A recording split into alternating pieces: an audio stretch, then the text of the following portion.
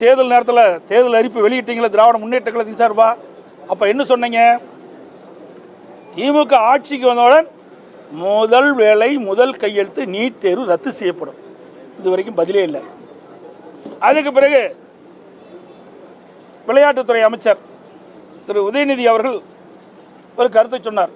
NEET தேர்வு ரத்து செய்வதற்கு எங்கிட்ட ஒரு ரகசியம் இருக்குன்னு சொன்னார். அமைச்சர் ஆகிட்டார். இப்போ அந்த ரகசியத்தை வெளிப்படுத்துங்க.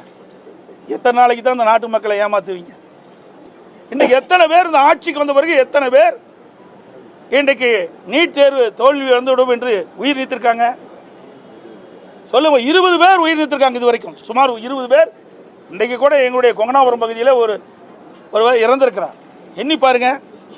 இவருடைய பேச்சை நம்பித்தான் அந்த மாணவர்கள் இருக்கிறாங்க.